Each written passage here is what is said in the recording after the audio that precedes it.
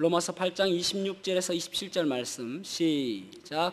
이와 같이 성령도 우리의 연약함을 도우시나니 우리는 마땅히 기도할 바를 알지 못하나 오직 성령이 말할 수 없는 탄식으로 우리를 위하여 친히 간구하시느니라. 마음을 살피시는 이가 성령의 생각을 아시나니 이는 성령이 하나님의 뜻대로 성도를 위하여 간구하심이니라. 아멘. 착석하시겠습니다. 인간은 누구나 다 연약함을 가지고 있습니다. 누구나 다 약함이 있습니다. 어떤 사람은 이것을 피조물다움이라고 이야기했습니다. 그러니까 피조물다움이라는 것이 어쨌든 피조물은 모두가 다 연약하다라는 그러한 정의를 내렸다고 볼 수가 있는 것이죠. 아무리 강한 사람이라 할지라도, 또 아무리 똑똑한 사람이라 할지라도, 아무리 지체 높은 사람이라 할지라도 누구나 다 피조물다움의 연약성이 있는 것입니다. 우리가 잘 알고 있는 알렉산더, 그의 죽음에 대해서 여러 가지 설이 있지만은 그 중에 한 가지가 무엇이냐면은 모기에 물려서 말라리아에 감염됨으로 인하여 죽었다라는 그러한 설이 있습니다. 그러니까 그렇게 강한 사람도 그 한낱 모기에 물려서 죽게 된 것이죠. 누구나 다 우리 피조물은 연약성이 있는 것입니다. 열왕기상 18장에 보면은 엘리야가 나오죠. 엘리야는 아주 대단한 사람 아닙니까? 그가 그 당시에 왕이었던, 그리고 그 왕이 선한 왕도 아니고 악한 왕이었고, 그런 무서운 왕 앞에서 아주 담대하게 내가 말하기 전에는 비와 이슬이 이 땅에 내리지 않을 것이다 라고 할 정도로 아주 담력 있는 그런 선지자였습니다. 그리고 18장에 보면은 이제 바알과 아세라 선지자 850명과 이제 전쟁을 하게 되어지죠. 여러분, 전쟁 중에서 가장 치열한 전쟁이 종교 전쟁입니다. 그래서 부부지간에도 종교 때문에 어떤 경우에는 칼부림 나는 경우도 있습니다. 그래서 850명을 이겼지 않습니까? 그런 놀라운 사람입니다. 여러분, 어떻게 생각하면 저 같은 경우에는 10명하고 싸워도 참 주눅들 터인데 850명이면은 얼마나 대단합니까? 그렇게 승리해서 그 바알과 아세라 선지자들을 다 죽입니다. 그 대승을 거두고도 19장에 가면은 죽여달라고 그렇게 좌절하는 것을 보게 되어집니다. 그러니까 결국은 그런 것을 보았을 때에 우리에게는 누구나 다 아무리 강하다 할지라도 연약성이 있다 말입니다. 피조물다움의 연약성이 있는 것이죠. 그런데 오늘 본문의 말씀에 보면 참 우리에게 소망을 주는 말씀입니다. 26절 다시 한번 보겠습니다. 이와 같이 성령도 우리의 연약함을 도우시나니 우리는 마땅히 기도할 바를 알지 못하나. 아멘. 오직 성령이 말할 수 없는 탄식으로 우리를 위하여 친히 간구하시느니라. 아멘. 여기서 보면은 우리 인간의 실존적 두 가지에 대해서 말씀하고 있습니다. 두 가지의 모습을 말씀하고 있습니다. 하나는 누구나 다 연약할 수밖에 없다라는 것과, 또 하나는 누구나 다 도움이 필요한 존재다. 그래서 성령님께서 도우신다라는 그러한 말씀이라고 할 수가 있을 것입니다. 우리는 다 연약합니다. 그래서 성령님의 도우심이 필요한 것입니다. 링컨은 이렇게 이야기했습니다. 나는 울지 않으려고 웃는다 라고 했습니다. 울지 않으려고 웃는다. 물론 그 당시에 남북전쟁을 하고 노예해방이나 그런 부분에 있어서 지도자로서 뭔가 사람들을 이끄는 모습으로서 이제 나약한 모습을 보여주지 않기 위해서 그렇게 이야기할 수도 있었을 것입니다. 그런데 여러분, 링컨이 우리나라 왔었나? 보세요. 자매님들은 잘 모르시는데 형제님들은 고속도로 휴게소에 가면은 이런 말이 있습니다. 남자는 눈물만 아니고 흘리지 말아야 될 것이 있다. 눈물뿐만 아니라 제가 자세히 안 봐서 그래. 남자는 눈물뿐만 아니라 흘리지 말아야 될 것이 있다라고 적어놨어요. 예. 또 이런 말도 있지 않습니까? 남자는 3번만 울어야 된다. 한 번은 태어날 때 울고, 또 한 번은 부모가 돌아가셨을 때 울고, 또 한 번은 나라를 잃었을 때 운다. 그러니까 이런 거 보고 링컨이 그렇게 이야기했는지 모르겠는데, 여러분, 우리는 어떻게 생각하면은 참 연약한 존재입니다. 그래서 때로는 그 연약성을 내려놓고 하나님께 기도해야 되는 것입니다. 그래서 울어야 될 때는 우는 것이죠. 교회 와서 척하지 말아야 됩니다. 센 척하고 괜찮은 척하고 아무렇지 않은 척을 하지 말아야 됩니다. 하나님께서는 우리의 연약성을 바라보시면서 그냥 내치시는 분이 아니다 말입니다. 보듬고 그 연약성을 또 힘주시는 그런 분이 하나님이시기에 우리가 하나님 앞에서는 쏟아야 될 눈물 쏟고 또 하나님 앞에 무릎 꿇을 때 무릎 꿇고 그것이 우리에게 필요한 모습이라고 할 수가 있을 것입니다. 우리의 연약한 우리를 도우신다라고 말씀하고 있지 않습니까? 그래서 이 말씀, 우리의 연약함을 도우시는 그 성령님이 계시다는 사실이 우리에게 날마다 소망이 되어야 될 줄로 믿습니다. 바울에게는 참 안타까운 연약성이 있었죠. 육체에 가시가 있었습니다. 얼마나 괴로웠는지 고린도후서 1장 12장 8절 말씀 같이 한번 읽어보겠습니다. 고린도후서 12장 8절 시작. 이것이 내게서 떠나가게 하기 위하여 내가 3번 주께 간구하였더니. 아멘. 3번 간구하였다는 말은 2번의 주님 하나님께서 거절하신 것이 있다라는 말입니다. 그럼에도 불구하고 3번 한다는 것은 떼쓰고 떼썼단 말입니다. 그런데 하나님께서는 그 떼씀에 있어서 그냥 넘기시고 그것이 다른 의도가 있다는 것을 말씀해 주세요. 12장 9절 상반절에 보면은 나에게 이르시기를 내 은혜가 내게 족하도다. 아멘. 아니 하나님께서는 내 은혜가 내게 족하다라고 말씀하세요. 아니 나는 괜찮지 않아요. 나는 지금 너무나도 힘들어요. 죽겠어요. 그럼에도 불구하고 하나님께서는 내 은혜가 내게 족하도다. 그렇게 말씀하고 있습니다. 하나님의 해법과 이 바울의 해법이 다르단 말입니다. 하나님께 생각하는 이 연약성에 대해서 해법과 이 바울의 해법이 다르다는 것을 볼 수가 있죠. 그래서 이 하나님의 해법을 알게 된 바울을 보면은 어떻게 다른지 이 9장 중반절에 이렇게 말씀하고 있습니다. 이는 내 능력이 약한 데서 온전하여 짐이라. 아멘. 그러니까 내 약한 데서 온전하게 나타나게 하기 위해서 그래서 그 가시가 있는 것이다라는 하나님의 해법입니다. 이것을 깨닫게 되는 것이죠. 여러분 우리가 때로는 약하고 연약한 부분이 하나님께서 그것이 우리가 있어야 되기 때문에 놔두는 경우도 있단 말입니다. 그래서 바울에게는 그 가시 그대로 놔둬야 된다. 그 가시 없으면 너는 교만하고 그 가시 없으면 너는 스스로 자만할 수밖에 없기 때문에 그 가시 있어야 된다. 내가 생각할 때는 그 가시 때문에 너는 더 능력이 나타나고 나를 더 의지하는 도구가 되어진다. 그런 말이에요. 그러니까 때로는 우리의 연약성, 우리의 약함이 왜 있는가 하면은 하나님을 더 의지하게 하는 도구가 되게 하기 위해서 우리에게 허락하신 것이라고 말씀하고 있습니다. 그래서 그것을 하나님을 의지하는 도구로 쓰임받게 되어지면서 그러면서 이제 바울 사도가 뭐라고 고백하냐면 하반절에 보면은 그러므로 도리어 지금 가시가 빠지지 않았습니다. 그리고 그럼에도 불구하고 그러므로 도리어 크게 기뻐함으로 나의 여러 약한 것들에 대하여 나의 여러 약한 것들에 대하여 자랑하리니 이는 그리스도의 능력이 내게 머물게 하려 함이라. 아멘. 이 약함을 자랑하게 됐단 말이에요. 아니 그전에는 약함이 좀 수치스럽고 나 이거 있는 거 너무 싫습니다. 주님 이거 빼주십시오 했는데 이제 하나님의 해법을 깨닫고 나서는 이 약함이 결국은 내가 너무너무 기쁘다. 그래서 약함을 자랑하는데 왜 자랑하냐면 그리스도의 능력이 내게 머물게 되어지는 그 이유가 되기 때문에 내가 이 약함이 내가 자랑스럽다라는 거예요. 여러분 우리가 이 말씀을 통해서 볼 때에 우리의 연약성에 대해서 우리는 자랑할 수 있어야 됩니다. 우리의 약함에 대해서 자랑할 수 있어야 됩니다. 그리고 그 약함 때문에 그리스도의 능력이 나타나는 것을 자랑하는 그런 그리스도인이 되어야 되는 것입니다. 그래서 예배 때마다 이 연약함 가지고 나와야 됩니다. 그래서 눈물로 흘리며 하나님이 연약성 가지고 왔습니다. 주께서 이 연약함을 통해서 하나님의 능력이 나타날 수 있도록 도와주십시오.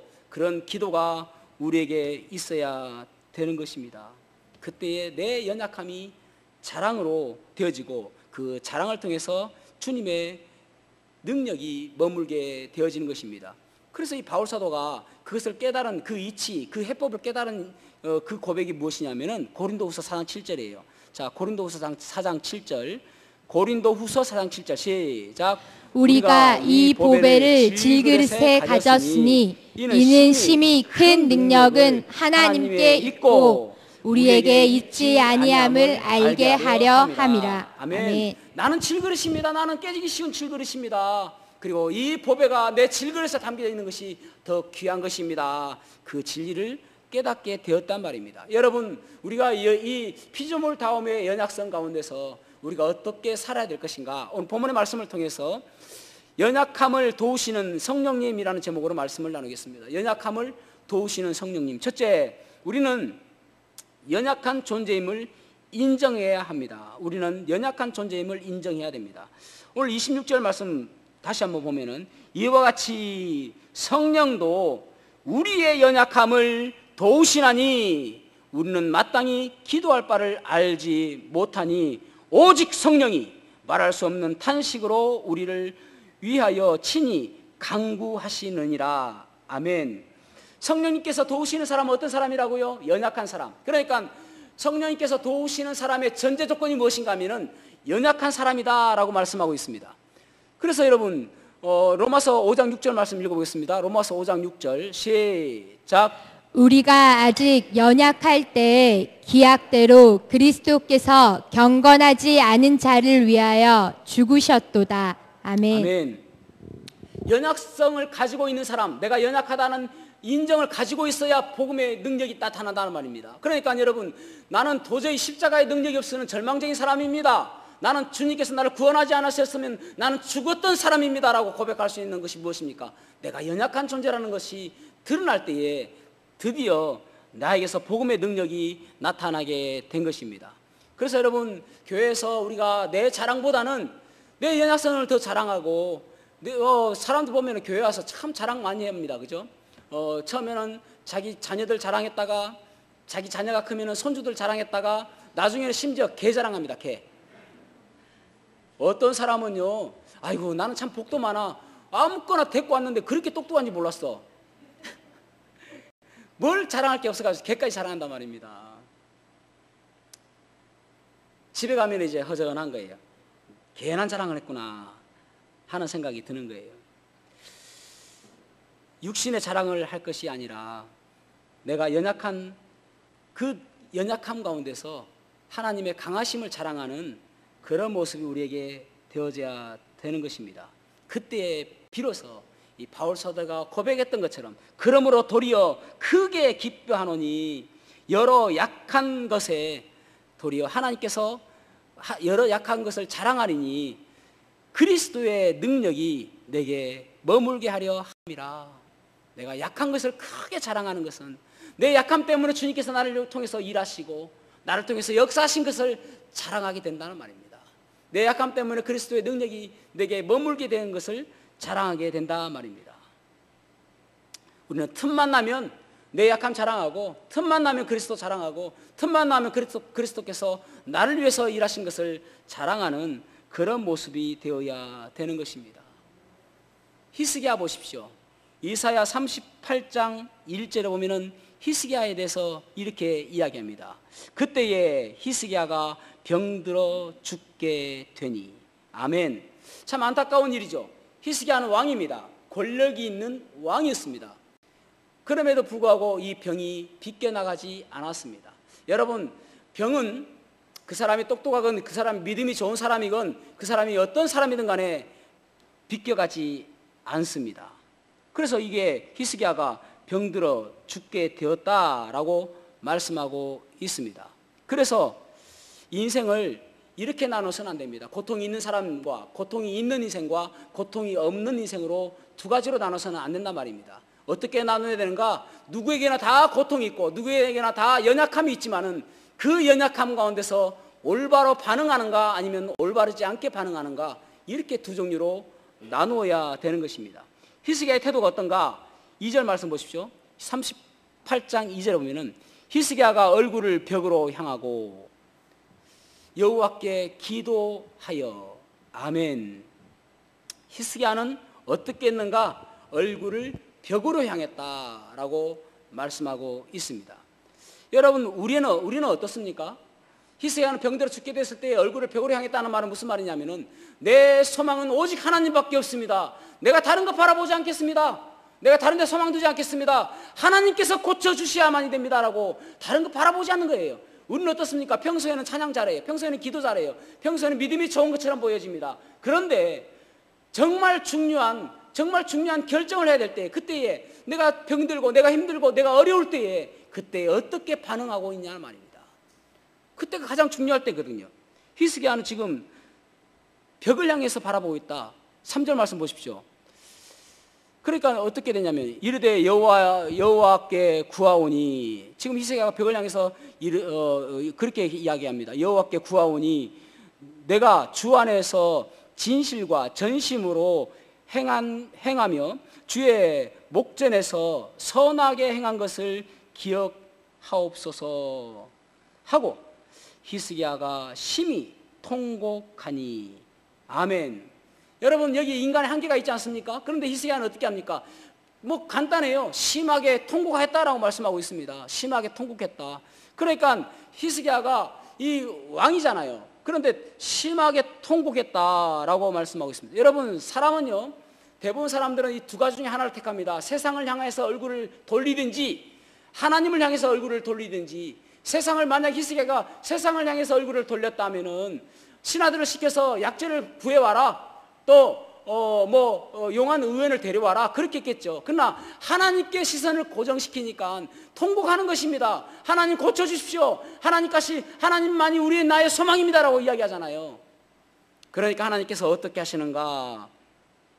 자, 4절에서 5절 말씀 읽어보겠습니다. 4절에서 5절 38장 시작. 이에 여호와의 말씀이 이사야에게 임하여 이르시되 너는 가서 히스기야에게 이르기를 내 조상 다윗의 하나님 여호와께서 이같이 말씀하시기를 내가 내 기도를 들었고 내 눈물을 보았노라. 내가 내 수안에 15년을 더하고. 아멘. 아멘. 자, 여기 보십시오. 히스기야가 아주 단순하게 하나님께 통곡하니까 하나님께서도 단순하게 응답하세요. 내가 내 기도를 들었고 내 통곡을 보았노라, 그렇게 이야기하잖아요. 끝. 내 기도를 들었고 내 통곡을 보았노라, 끝이에요. 끝. 단순합니다. 여러분, 우리가 하나님 앞에서 여러 가지 토를 달 필요 없습니다. 하나님 왜 이렇게 됐습니까? 내가 이해하지 못하겠습니다. 그런 토다는 것은 믿음이 없는 사람입니다. 그저 하나님 앞에 눈물로 기도하고 통곡하며 하나님 내 눈물을 닦아주시라고 기도할 때에 하나님께서 그 기도를 들으시고 그리고 그 통곡을 보았다라고 말씀하시는 거예요. 끝. 그렇게 하나님께서 역사하여 주시는 것입니다. 여러분, 우리가 하나님 앞에서 눈물을 흘리고 울면은 세상에서 울 일이 없어져요. 하나님 앞에서 무릎을 꿇으면은 세상에서 비겁하게 무릎 꿇을 일이 없는 것입니다. 하나님 앞에서 울고 하나님 앞에 무릎 꿇고 그래야 우리 세상에서 울지 않고 웃어가며 우리가 살 수 있고 세상에서 무릎 꿇지 않고 당당하게 서서 살 수가 있는 것입니다. 하나님 앞에 울고 하나님 앞에서 무릎 꿇어야 되는 거예요. 그 모습이 우리에게 있어야 되는 것입니다. 한나도 마찬가지죠. 한나가 애를 낳지 못하니까 그 세컨드 분이나가 와가지고 얼마나 조롱하고 무시하고 멸시합니까? 그때 한나가 분이나 머리끄댕이 잡고 왜 그러느냐라고 이야기하며 네가 어디서 나한테 그러느냐라고 하지 않습니다. 한나는 세상으로 얼굴을 돌리지 않아요. 어디로 얼굴을 돌리는가? 하나님께 얼굴을 돌리는 거예요. 사무엘상 1장 10절에 이렇게 말씀하고 있잖아요. 한나가 마음이 괴로워서 여호와께 기도하고 통곡하며, 마음이 괴로워서 기도하며 통곡하였다라고 말씀하고 있잖아요. 15절 말씀 보십시오. 15절 같이 읽어보겠습니다. 시작. 한나가 대답하여 이르되 내 주여 그렇지 아니하니이다. 나는 마음이 슬픈 여자라 포도주나 독주를 마신 것이 아니요 여호와 앞에 내 심정을 통한 것뿐이요. 아멘. 아멘. 자, 여기 보십시오. 고통이 오면 두 가지 반응을 한다고 볼 수 있겠네요. 하나는 무엇인가 하면은 포도주와 독주를 마시는 방법과 또 하나는 하나님께 통곡하며 기도하는 방법.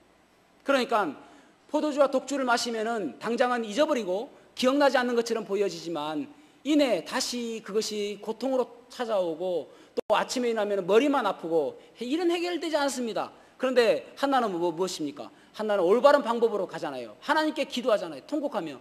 그러면 하나님께서 그 기도를 들으시고 통곡을 보게 되는 것입니다. 똑같잖아요. 단순하지 않습니까? 하나님 앞에는 단순한 것입니다. 우리는 하나님 앞에 나와서 내 연약함을 가지고 하나님 도와주십시오라고 울며 기도하면 끝인 거예요. 그러면 하나님께서는 그 기도에 응답하여 주시는 것입니다. 저와 여러분이 이 한나와 또 히스기야처럼 연약함을 인정하고 하나님 앞에 나오는 그런 모습이 되었으면 좋겠습니다. 매 주일 예배 때마다 우리가 이 연약함으로 다가와야 됩니다. 하나님, 저는 아무것도 할 수 없습니다. 나는 전혀 소망이 없는 사람이었습니다. 그러나 주님, 제가 주님께 소망을 두고 주님만을 바라봅니다. 세상으로 내 얼굴을 향하지 않고 오직 하나님께 얼굴을 향하고 하나님께서 고쳐주시기를 원합니다. 통곡하며 기도할 때에 하나님께서도 우리에게 동일하게 말씀하실 거예요. 내가 내 기도를 들었고 내가 네 통곡하는 것을 보았노라라고 말씀하실 거예요. 네 눈물을 보았노라라고 말씀하실 거예요. 그러면서 그 통곡과 그 어려운 난처한 환경 속에서 건져 주실 것이라고 믿습니다. 두 번째로는 성령님께서는 우리의 연약함을 도와주신다는 것입니다. 여기 26절에 보면 이와 같이 성령도 우리의 연약함을 도우시나니 아멘. 8장에 보면 성령님의 역할에 대해서 쭉 기록하고 있습니다.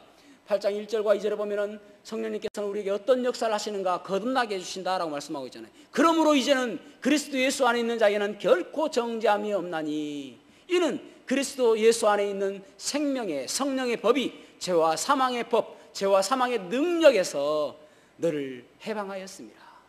우리를 구원하여 주셨다라고 말씀하고 있습니다.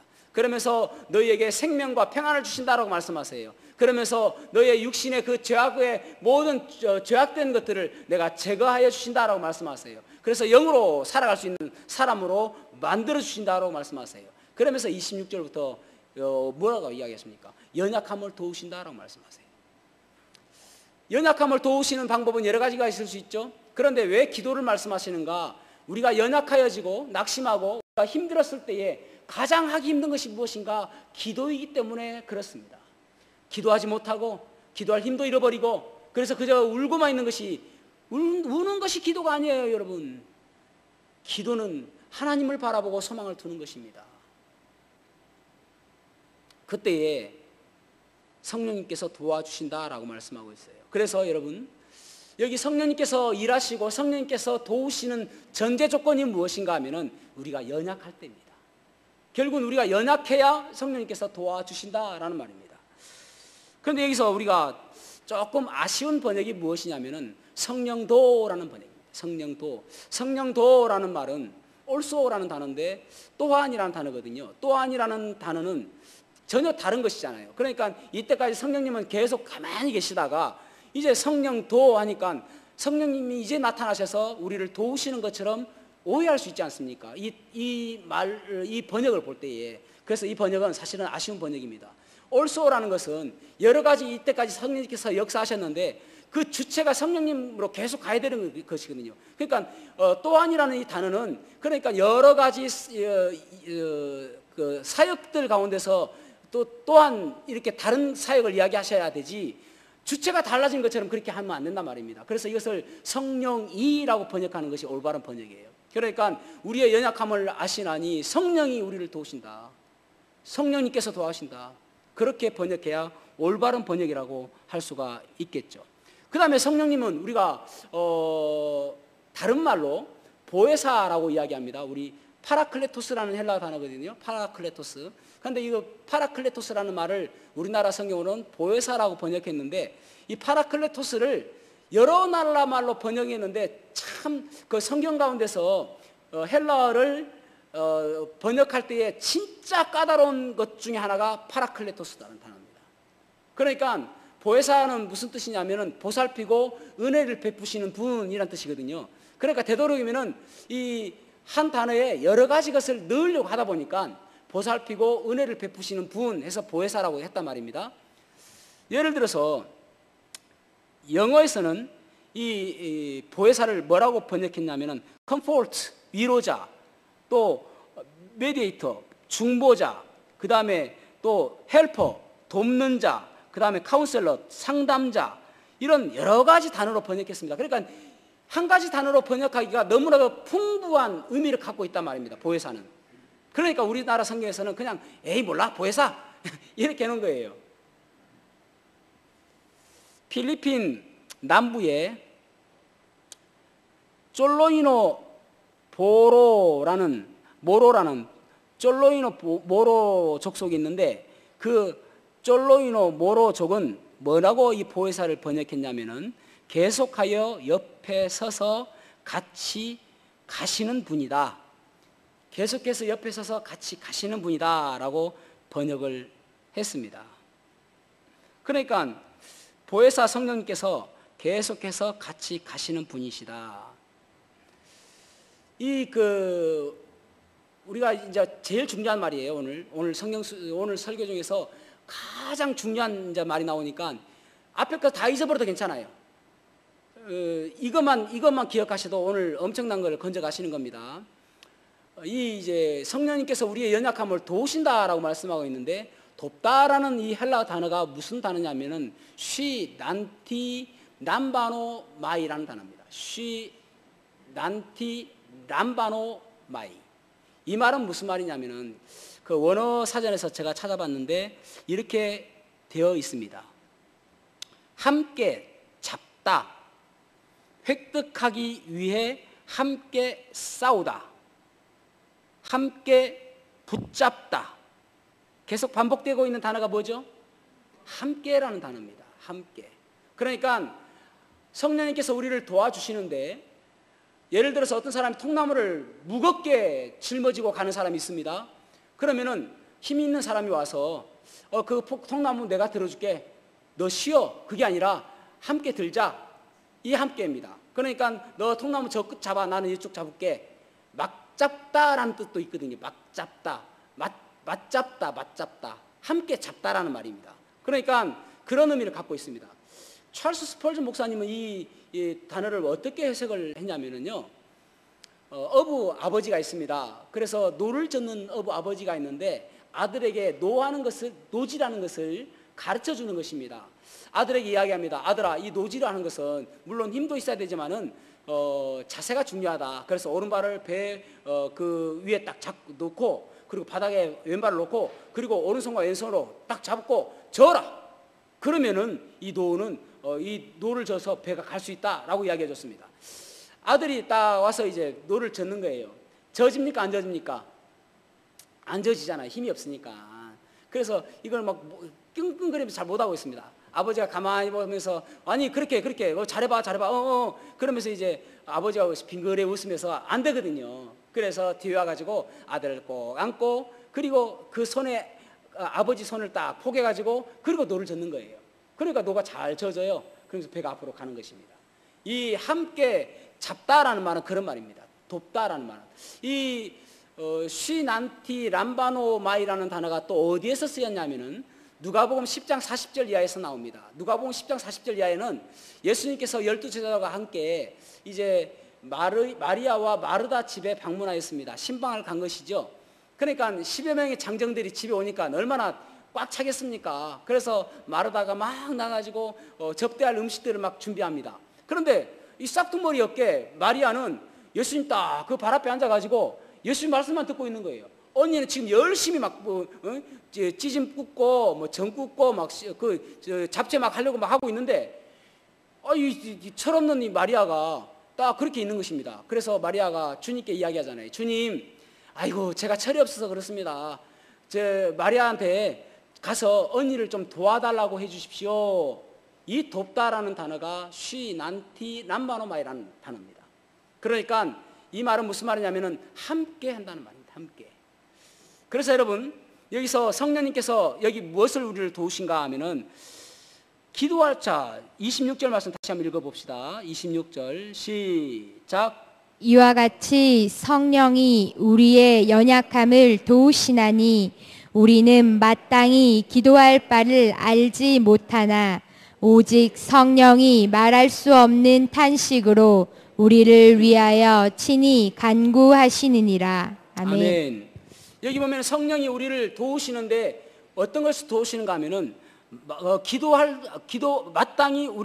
우리는 마땅히 기도할 바를 알지 못하나, 마땅히 기도할 바를 알지 못한단 말입니다. 그러니까 이 말은 두 가지 의미가 있는데 두 가지 다 어떤 것이 더 맞는 것 같다라고 하기보다는 두 가지 다 생각해 보겠습니다. 하나는 뭐냐면은 기도하지 않는 것입니다. 마땅히 기도할 바를 알지 못하니까 기도할 수가 없는 그런 사람입니다. 그 다음에 두 번째는 무엇이냐면은 기도할 내용을 잘못 알고 있는 것입니다.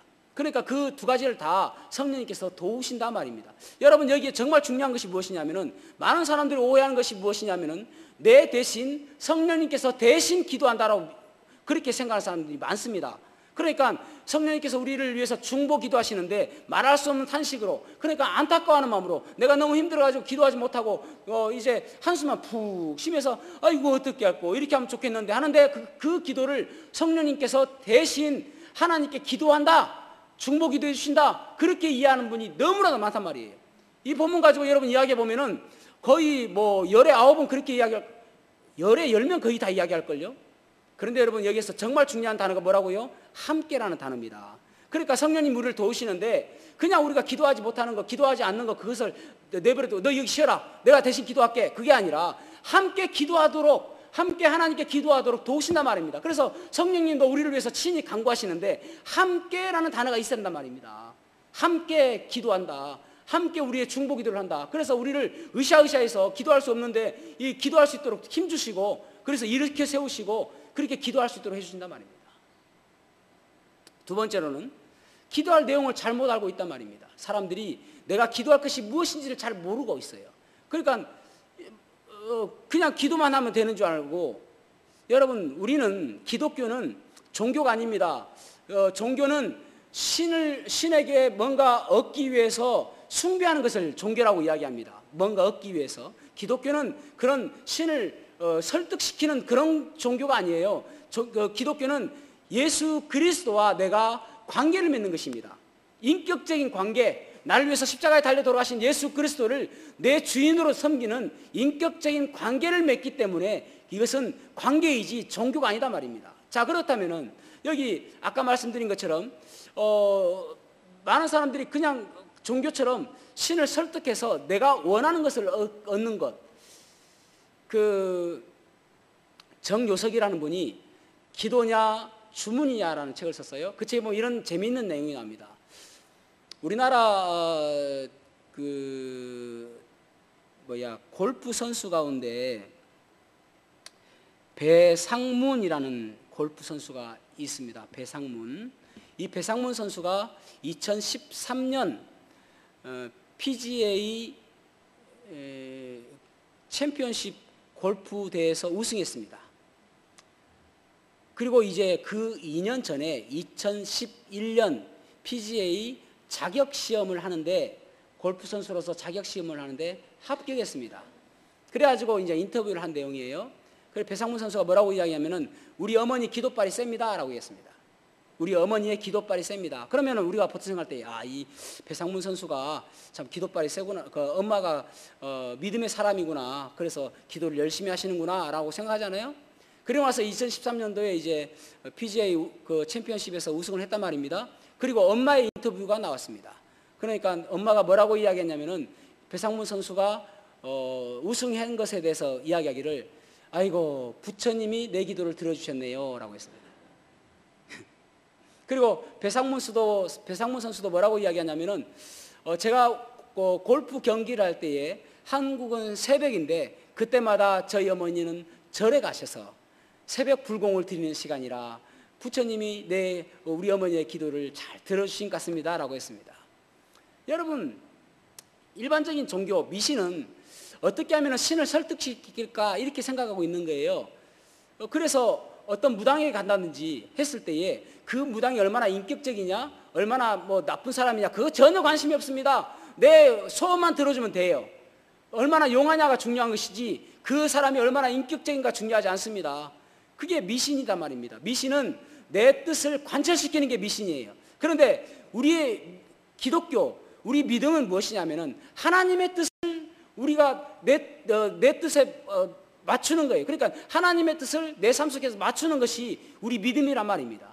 그래서 마태복음 6장 33절에 그렇게 말씀하고 있잖아요. 너는 먼저 그의 나라와 그의 뜻, 그의 의를 구하라. 그러니까 그러면 이 모든 것을 너에게 더하시리라. 그러니까 내가 살아가면서 내 생각대로 사는 것이 아니라 내 뜻대로 살아가는 것이 아니라 하나님의 뜻대로 살아가는 것. 주기도문도 그렇잖아요. 하늘에서 이룬 같이 땅에서도 이루어지다. 무엇이요? 하나님의 뜻이. 그러니까 하나님의 나라가 이 땅에 세워지고 하나님의 나라가 세워지면서 하나님의 뜻이 하늘에서 이룬 것처럼 이 땅에도 이루어지는 것, 그것이 너희들이 기도할 일이다 라고 이야기하는 거잖아요. 여러분, 그래서 성령님께서는 우리에게 하나님의 뜻을 가지고 기도하도록 도우신단 말입니다. 27절 말씀 읽어볼게요. 자, 27절 시작. 마음을 살피시는 이가 성령의 생각을 아시나니 이는 성령이 하나님의 뜻대로 성도를 위하여 간구하심이니라. 아멘. 아멘. 하나님의 뜻을 여기 보면은 그렇게 말씀하고 있잖아요. 마음을 살피시는 이는 하나님이십니다. 마음을 살피시는 그 하나님께서 성령의 생각을 아시나니 이는 성령이 하나님의 뜻대로 성도를 위하여 간구하심이니라. 뭐라고요? 함께라는 말이 들어간단 말입니다. 함께. 그러니까 성령님께서 우리에게 하나님의 뜻이 무엇인지를 가지고 함께 기도하게 한단 말입니다. 여러분, 정성으로 생각하면은 우리는 그 사람들 쫓아도 못 갑니다. 수능 시험 칠 때 보십시오. 108배 한다고 절에 가가지고 일어섰다가 앉았다가 누웠다가 손가락 뒤집었다가 일어섰다가. 아이고, 저는 여기 뭐죠? 고관절이 좀 안 좋아요. 저 같은 사람들한테는 이쪽이 훨씬 낫습니다. 저쪽보다는. 그 일어서 따지도 못해요. 그러나 우리는 딱 앉아서 딱 이제 기도하면 되니까 이쪽이 얼마나 좋은지 몰라요. 예. 정성으로 따지면 그 사람 따라하지도 못해요. 그런데 우리는 그것이 문제가 아니라 무엇을 가지고 기도하느냐가 중요한 거예요. 그 내용이 중요한 거예요. 오직 하나님의 뜻대로 구하는 기도, 그 기도를 성령님께서 도와주신단 말입니다. 대신 하는 게 아니에요. 같이 하는 거예요. 이것을 기억하셔야 된단 말이에요. 이게 제일 중요한 내용이에요, 오늘. 예. 그래서 우리가 때로는 힘들고 어려울 때마다 참 이 연약함 가운데서, 고난 가운데서 우리가 그 가운데서 하나님의 뜻이 어디에 있는지 우리는 날마다 분간해야 됩니다. 하나님의 뜻이 제일 중요하거든요.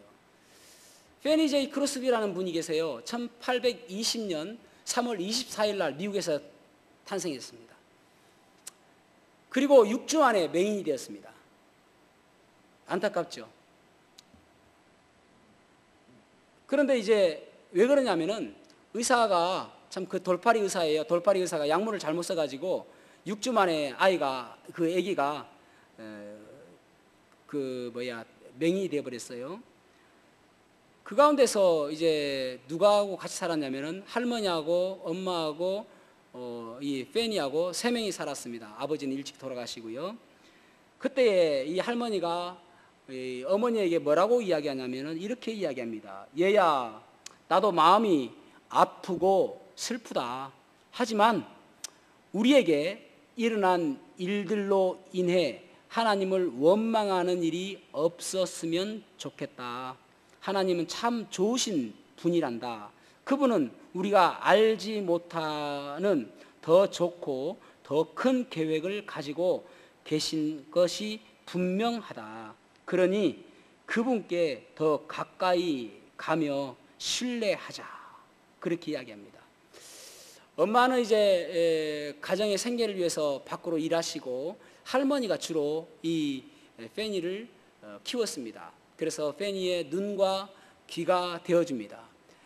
때로는 숲속에 거닐면서 페니야, 여기 하나님께서 창조하신 아주 위대한 자연이 있단다. 하나님은 사랑의 하나님이시고 긍휼이 풍성하신 하나님이시란다. 언제나 그 하나님을 믿고 의지하며 살아가렴. 이렇게 믿음으로 잘 양육했습니다. 이 페니가 할머니에 대해서 어떻게 고백을 하냐면은, 어머니는 성경을 매일 읽어 주었지만 나를 성경으로 깊이 인도해 주신 분은 할머니였습니다. 성경 이야기는 할머니의 입술에서 나와서 내 마음속으로 들어왔고 바로 그곳에 큰 뿌리를 내렸습니다. 할머니는 경건과 기도의 여인이었습니다. 할머니는 아주 오래된 흔들 의자에 나를 오게 한 다음 함께 무릎을 꿇고 기도하시곤 했습니다. 이렇게 고백을 했습니다. 이 얼마나 잘 키웠는지 점점 성장하면서 촉각과 또 이제 이런 미각이나 청각이나 이런 것들이 아주 발달했다고 합니다. 그래서 손재주가 아주 좋았다고 합니다. 그리고 나서 이제 이 할머니가 페니가 11살 되었을 때에 주님 품으로 가셨는데 떠나기 전에 이렇게 이야기합니다. 페니야, 내가 하늘나라에 가기 전에 너에게 꼭 묻고 싶은 것이 있구나. 그러자 이 페니가 울음 섞인 목소리로 물었습니다. 할머니, 뭔데요? 저 높은 곳 우리 아버지의 집에서 할머니와 다시 꼭 만나겠다고 말해 주렴. 그러니까 페니가 눈물을 글썽이며 또 이야기합니다. 할머니, 하나님의 은혜로 제가 그렇게 할게요. 그렇게 이야기합니다. 꼭 그렇게 할게요 라고 이야기합니다. 할머니는 오 주님 감사합니다 라는 마지막 말을 남기고 그리고 주님 품으로 돌아가셨습니다. 이 페니는 성장하면서 이 말씀을, 이 할머니의 마지막 말을 항상 가슴에 묻어놓고 살았다고 합니다. 그리고 그가 이제 쓴 찬양시가 어떤 시가 있냐면은 예수를 나의 구주 삼고 또 예수께로 가면 나는 기뻐요. 또 자비한 주께서 부르시네. 나의 갈 길 다가도록 예수 인도하시니 오 놀라운 구세주 예수 내 주. 나의 영원하신 기업 생명보다 귀하다. 후일에 생명 그칠 때에. 이런, 그래서 지금 찬송가 가운데 23곡이나 이 페니 제이 크로스비의 찬송으로 쓰여져 있습니다. 여러분, 성경은 우리에게 고난을 피하라고 말씀하지 않습니다. 그 고난 가운데서 우리가 어떻게 임할지를 말씀하고 있는 것입니다. 그 고난 가운데서 우리가 어떻게 반응할지를 말씀하고 있는 것입니다. 이 연약한 가운데서 나와 함께 하시고 나를 일으켜 세워주시고 나를 지켜주시는 그 성령님 의지하고 소망 가운데 살아가는 저와 여러분이 되었으면 좋겠습니다. 우리가 기도할 바를 가르쳐 주시고 또 하나님의 뜻대로 기도할 수 있도록 도와주시는 그 성령님, 그분을 의지하며 살아가는 복된 삶 살아가시기를 주님의 이름으로 축복합니다. 기도하시겠습니다.